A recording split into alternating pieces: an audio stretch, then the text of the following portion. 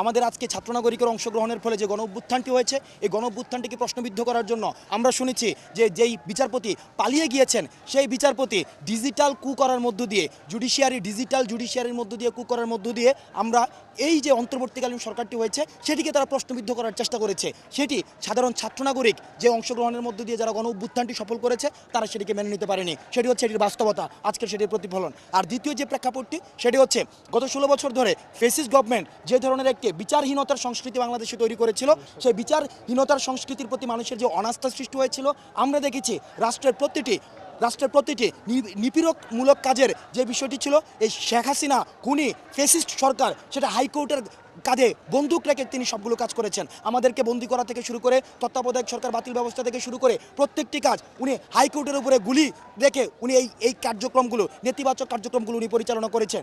সেই জায়গা থেকে এই যে হাইকোর্টের প্রতি বা বিচার ব্যবস্থার প্রতি ছাত্র নাগরিকের একটা অসন্তুষ্টি সৃষ্টি হয়েছে, সেই অসন্তুষ্টির আজকের বহিঃপ্রকাশ হচ্ছে এখানে।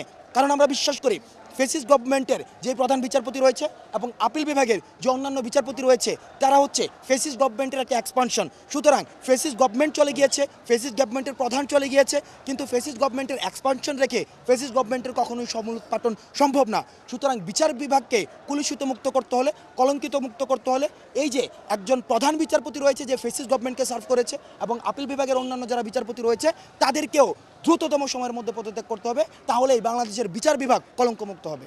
দেখুন, প্রধান বিচারপতি আপিল বিভাগের যারা যোগ্যতার ভিত্তিতে কনস্টিটিউশনাল যে ল রয়েছে সেই জায়গা থেকে অবশ্যই আপিল বিভাগে যারা গত 16 বছর ধরে ফেসিস্ট গভর্নমেন্টকে ফুড সোলজার হিসেবে কাজ করেনি